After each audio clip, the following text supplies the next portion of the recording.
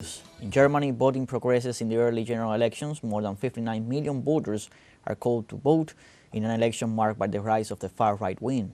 Early general elections began this Sunday in Germany to elect a new Bundestag for the next 4 years, in a contest marked by challenges such as tensions with NATO, economic inequality, anti-immigration policies, among others. Polling stations began to receive votes from citizens at 8 a.m. local time and will be in operation until 6 p.m. local time. During the elections, 630 members of the lower house of parliament will be elected, who in turn will vote for a new chancellor. These are early elections because the ruling coalition of the Social Democratic Party, the Greens, and the Liberals disintegrated last November.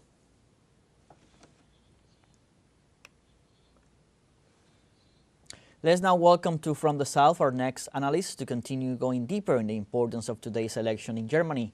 We're joined by Juan Carlos Valarezo, Chair of the International Relations Department at the Pontificia Universidad Católica del Ecuador. Welcome, Juan Carlos.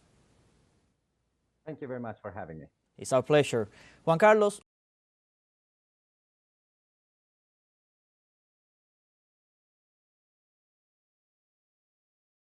what are the defining issues shaping voter priorities in this election? Climate change, economic recovery, post-pandemic, migration, or rising energy prices? How do these differ from past elections? Well, I see a similarity with the world trends in places where there have been elections, like in the United States, for instance.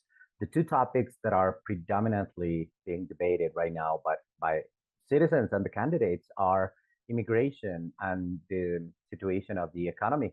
In the case of Germany, I think particular consideration, given that it's the biggest country and the most populated in terms of the European Union status. So I think these elections are rather important because it would set the tone for the debate as to what happens with immigration. We see certain parties like the extreme far right party, AFD, talking about closing borders and taking a similar approach to Donald Trump when it comes to deportations and detentions of people.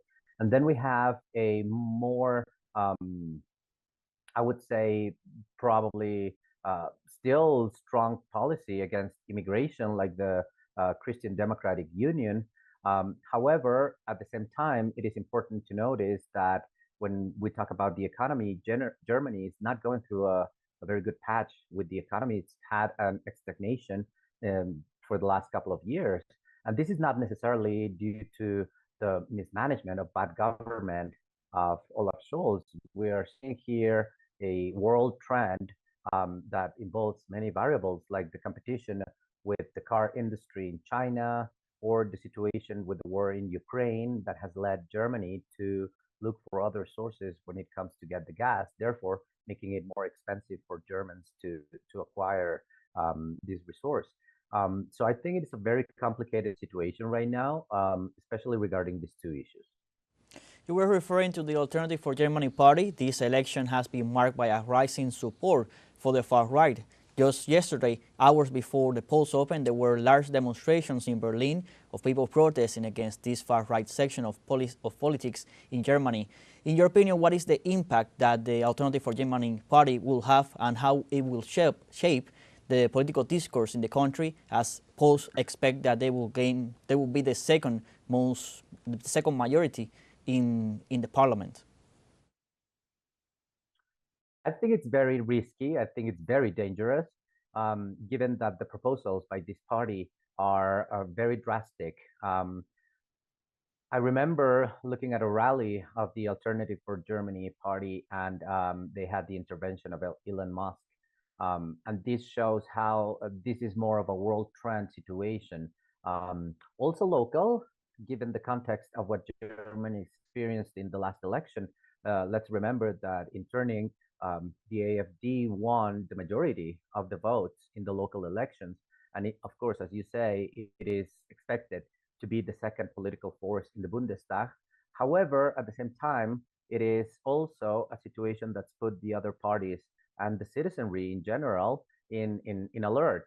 Let's remember that we haven't had a situation like this happening in Germany since the Second World War. And the rise, our ride, it's very dangerous given that it's a very unexpected situation, just like we are seeing now in the United States. With polls suggesting fragmented parliament, in your opinion, what coalition configurations are most likely? Could we see a first ever tripartite government, and how might that impact policy stability? I consider it very unlikely that any of the parties would have a coalition with the AFD. There were speculations in the past that Friedrich Merz, the candidate for chancellor for the Christian Democrat Union, had mentioned that the possibility of this happening, but then it was totally negated by saying that that is not an option. At the same time, then the rest of the parties that will remain, the Social Democrats, this is a big loss for them as the Olaf Scholz party. And this shows how they will definitely need to negotiate with the Greens. And I see a possible Christian Democrat Union aligning or conceding certain space for the Social Democrats in order to form a coalition. Let's remember that in the past, Germany has already done this in the era of Angela Merkel, that managed to stay in power for 16 years. And that's an example of how this situation could happen. I mean, because of the political system Germany has, it leads to negotiations. And this could take weeks or even months to finally have a coalition that could form a government.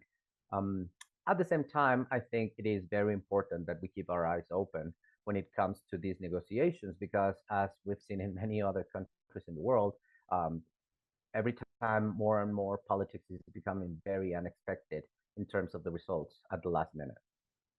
We saw in the recently concluded Munich Security Conference, U.S.-German relations take a dive.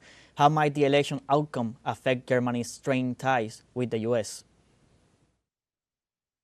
It's a very complicated situation, especially given that just a couple of days ago, Olaf Scholz has mentioned that the relations with the United States, especially with this tendency of the US to impose tariffs and to look for supposedly equality in this sense, has led Germany to take a stand and say that they will also impose tariffs on products that come from the United States. We also have to consider that this is not just an economic relation, it's a political and security relation as well.